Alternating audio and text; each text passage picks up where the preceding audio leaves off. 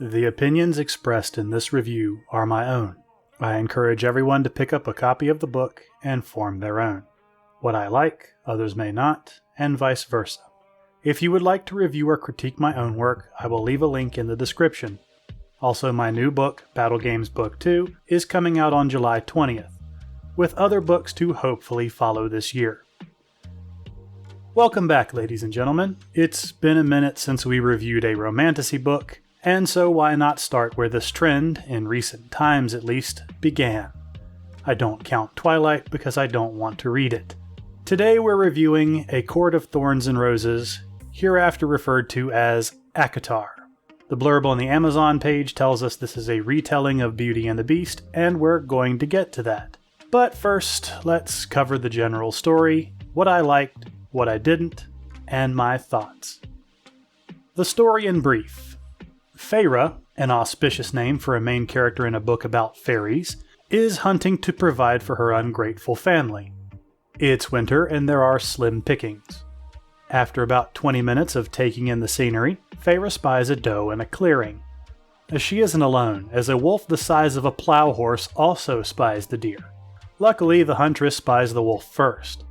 She is concerned that this wolf of aberrant size may be a fairy, because as we all know, 400-pound wolves happen naturally, especially in a world where fairies are a thing. Using a special iron and ash wood arrow she bought when times weren't so lean, she waits for the wolf to pounce on the deer and then shoots the wolf. It doesn't go down immediately because a wolf the size of a bear is a hard thing to kill, so she pulls out one of her regular arrows and shoots it in the eye. The wolf then looks at her and dies. I assume from disappointment. Feyre, as she is described, is a lean woman who I'm guessing by her description would have trouble making a scale reach the triple digits. She stands in the clearing and debates whether she's going to take back the small starved doe or the wolf that weighs as much as the rest of her family put together. A tough choice, I'm sure. She decides to skin the wolf and carry back the deer. A more pragmatic choice, but I still have my doubts on the plausibility. Back home, we meet Feyre's ungrateful family. Her crippled father, who's a failed businessman, the bitter sister who wants to marry a woodcutter, and the whimsical sister who's too pure for this world, or apparently keeping track of her expenses.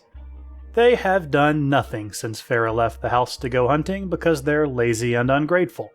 We are then treated to a nice long examination of the house and all the little appointments and paintings that Feyre has done when she has had the time and money and isn't out hunting for her ungrateful family.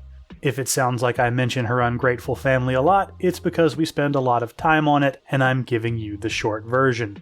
After a dinner of deer stew and everyone sleeping in the same bed because this is an old-timey book, Feyre and her sister take the doe and wolf pelts to market, where we are informed that Feyre's usual customers will probably stiff her on the price, because life sure has. Feyre decides to sell the pelts to a female mercenary in the town square. The woman is described as grizzled and hard. This tough female veteran type gives Feyre far more than she would have gotten otherwise because of some kind of pay-it-forward thing that's rather poorly described. I would think that a mercenary in what is described as some podunk backwoods town would not be quite so generous, but no, this is plot and this is where the story is taking us. Feyre, who up till now has complained for a good hour about how her siblings have no money sense and can't save anything, gives them more money than they've had in years to basically get rid of them for a while. This has a profound effect, and Feyre finds that when she gets home, all the chores are done, and for once, she doesn't have to pick up the slack. During the little outing, we also get introduced to a group of people who revere the Fae and fairies as gods and rightful rulers. Feyre comments about how dumb these people are for believing life is so much better in the fairy world, and that fairies are nothing but monsters and slavers. Once everybody is home and content, a monstrous wolf-like creature breaks through the front door, demanding to know who killed his friend. Everyone is stunned. Yeah, stunned. That a monstrously oversized wolf that we've been constantly reassured was in no way possibly a fairy, turns out to be, surprise, a fairy. After some threats and posturing, Feyre admits that she's the one who killed and skinned the wolf. The bigger wolf creature is appalled.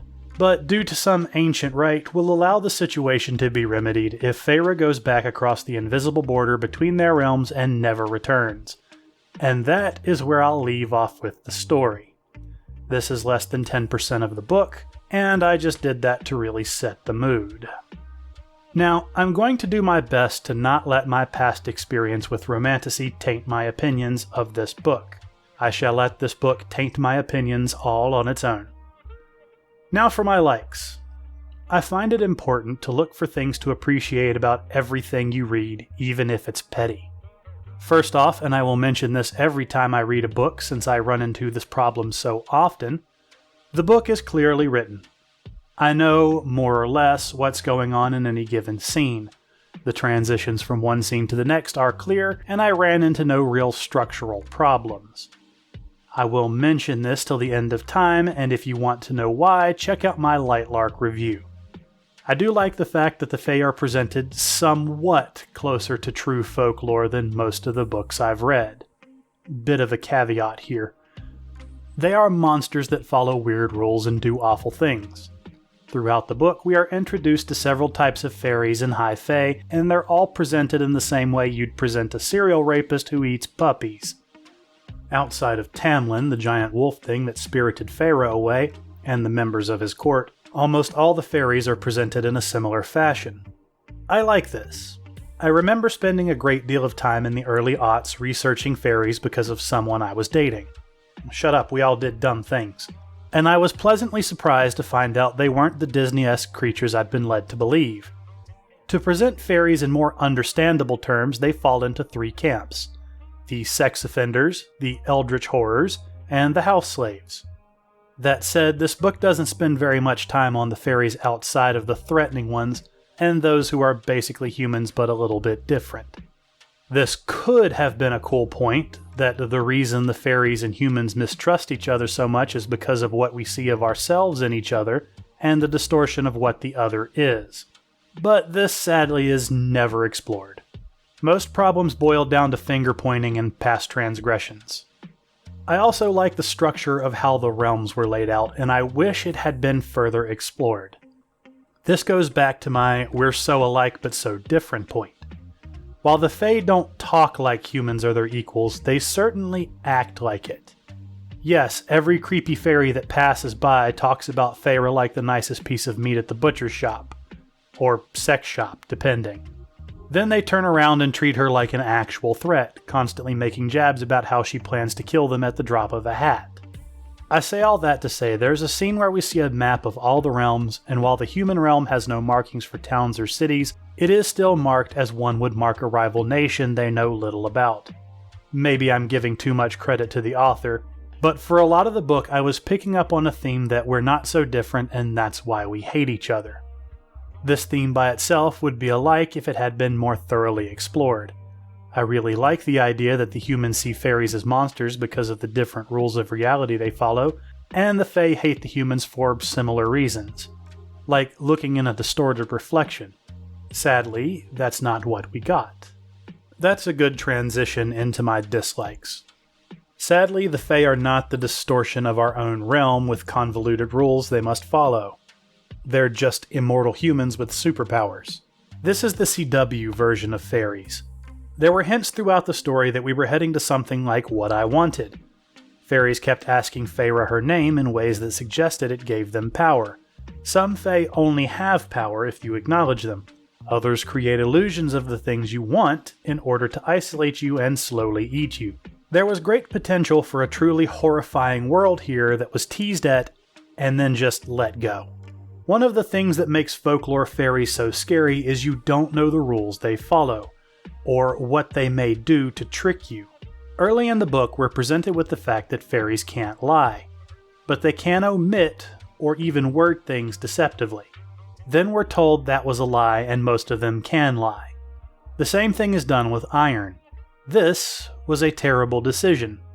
Fairies should be off-putting. They should do weird things like eat bowls of sap and blood, or be forced to act in strange nonsensical ways, but are forced to follow rigid sets of rules that you don't know about and should even have more than one weakness.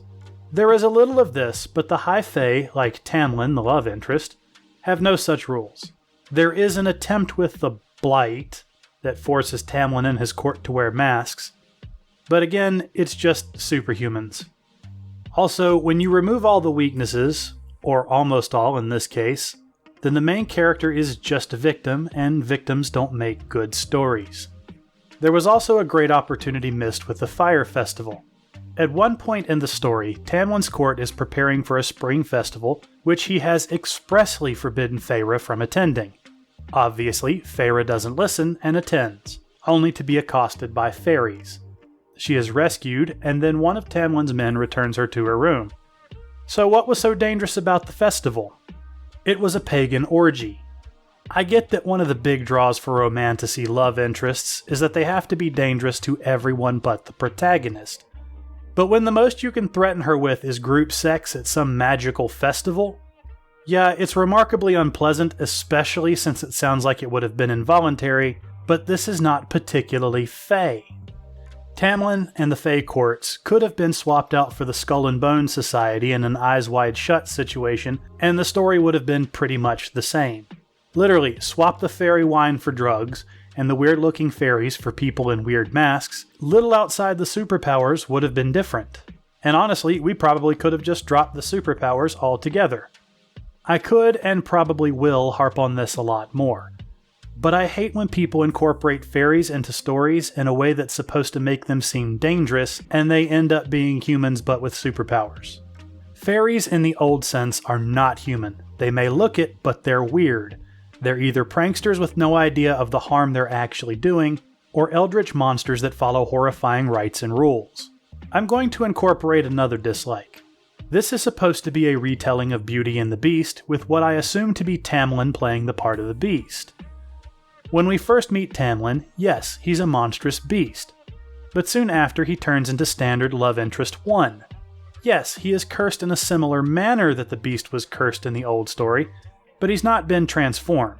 If anything, he's been made less of a beast for being depowered.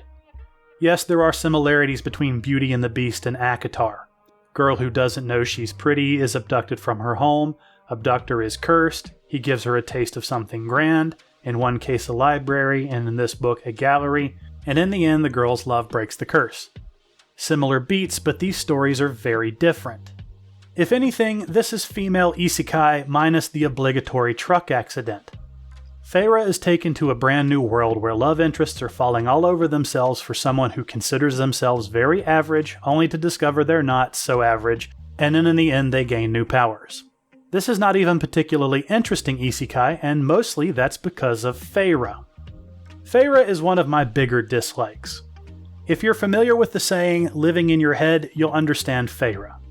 We spend far too much time in Feyre's head as she second guesses everything. This makes sense in the beginning of the story when she's first brought to the fairy realm.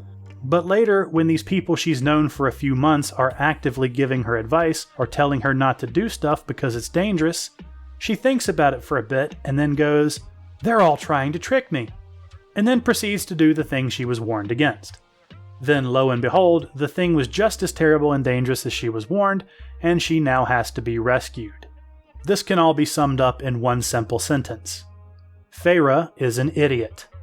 I remember video upon video complaining about women in fiction being portrayed as dumb and needing help from men, and why do men like dumb women constantly being asked by the more insufferable areas of YouTube.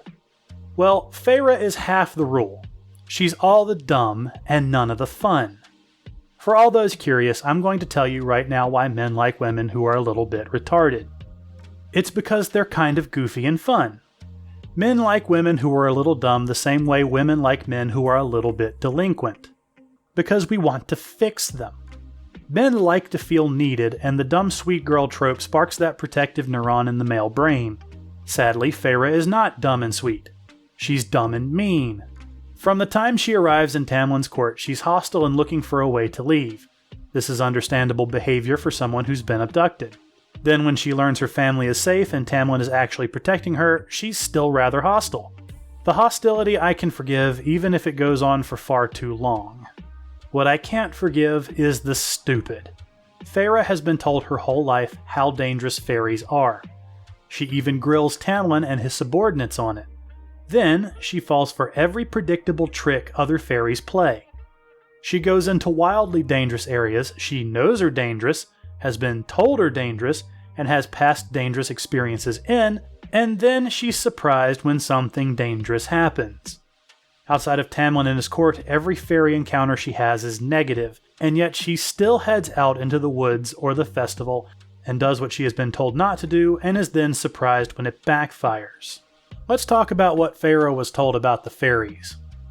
We're told by Tamlin that most of what Feyre believes about fairies is wrong. Then, the book proceeds to show us how she was exactly right. Feyre is scared when she first gets to the court that the food will enslave her mind and soul. Then she is told that it's not something they do. Later, she is forced to drink a fairy wine that basically does that. This is one of the things the story is inconsistent about. On the one hand, it seems the story is trying to push the point that a lot of Feyre's notions about fairies is nothing but prejudice, and that they're not the monsters and slavers they happen to appear to be in folklore. This point is complicated by most of the fairies she meets being monsters and slavers. Now for some dislikes that hit spoiler territory, because I really want to address these. If you don't want spoilers, use the timestamp below to jump to my thoughts. 3, 2, 1. So let's talk about Tamlin's curse, the fairy Feyre killed that landed her in Tamlin's court, and the fact that no one in this book knows how to communicate. First off, Tamlin's curse has to be the most contrived thing I think I've ever read. First off, he's been depowered. He will be forced to consort with the new Queen of the Fairies within 49 years if he doesn't woo a human woman who hates fairies. This woman has to kill one of his men, then fall in love with him, and then profess that love to his face before the 49 years are up. No one can talk about this curse with the human woman, and there are 2 other parts that no one is allowed to tell the woman about. These are all for plot reasons. I'm just going to call this the bad contract trope. Basically, this curse is sabotaging because nothing can be disclosed until it is plot convenient to do so, which is literally what happens. At one point, Feyre's presence becomes known to the Queen of Fairies, not Titania, who is nothing if not a cheater. To protect her, Tamlin sends her back to the human world. This is the same world that fairies are forbidden to enter, except they do with no consequence or hesitation.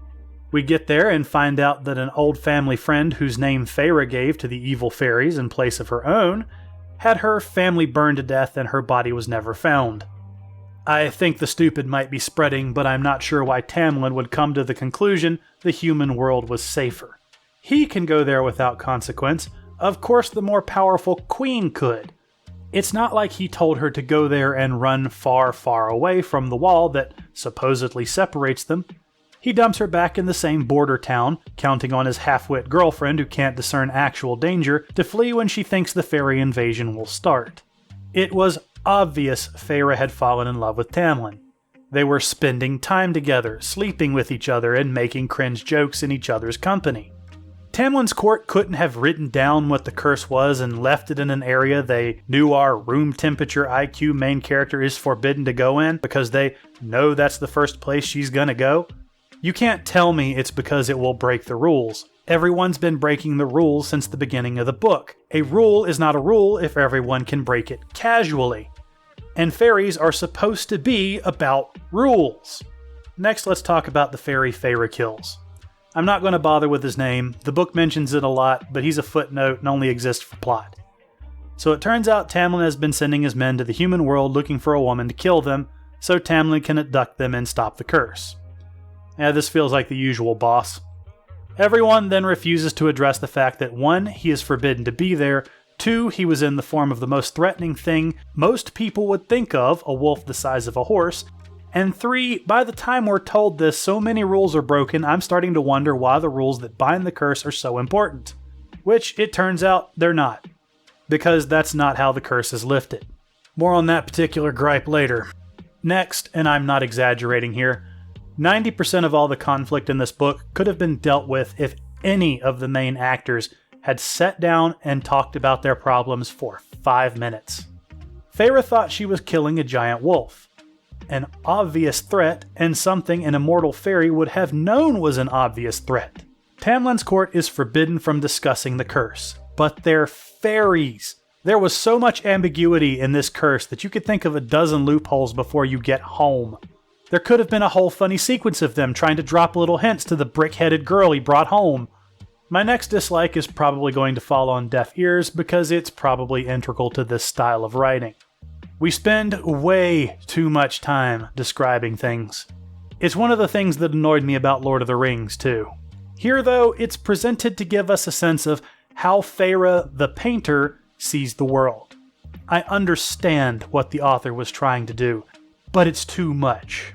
At any moment, Feyre will autistically slip into a long-winded color commentary, and I don't mean like at a parade.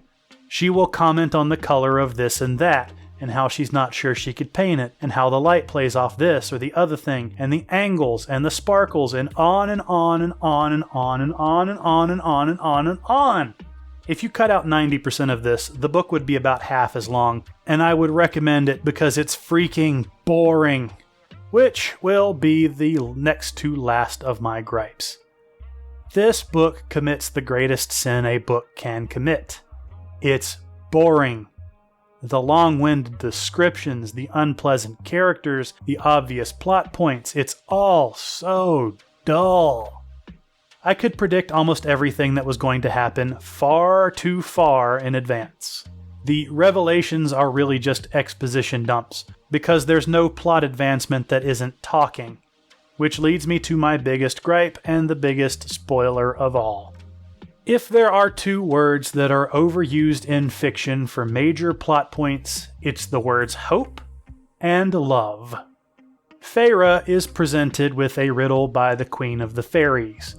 She has unlimited time to answer it, and if she does, the curse that the Queen put on Tamlin will instantly be lifted. The answer was love, because of course it was.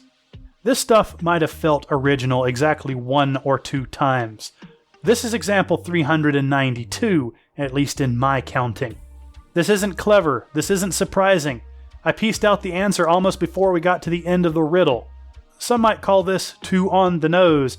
I call it insufferable. In fact, I may not have been as hard on the book if it weren't for that stupid riddle. Finally, my thoughts. So what can we say about the first modern romantasy book? Structurally, it's competently written. Plot-wise, it's predictable. Mostly, it's just boring. I know this genre isn't for me, and I mostly read these books because they're popular, and I can't make a channel reviewing just the weird stuff that I like or random indie books. As far as the Beauty and the Beast retelling, it's there, but it's really loose. This feels closer to the story of a war bride than Beauty and the Beast. Tamlin isn't cursed to be repulsive. He's cursed to wear a half mask and lose some of his power. Feyre is also not a good stand-in for Belle. Part of Belle's story was taking her father's place as a prisoner. Feyre is just taking responsibility for a crime she didn't really have a choice but to commit. As I said, the parallels are loose. The ending was predictable, as all romance stories that deal with immortal beings are, and I don't even have to tell you how it ends for you to probably figure out from that last sentence. They say you will become what you hate. Funny how often that happens in this genre. I guess the best way I can sum it up is to compare it to food.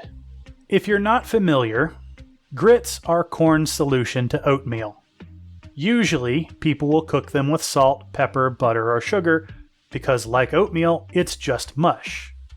ACOTAR is like plain grits in tepid water. Flavorless and unimpressive. Good luck, everyone.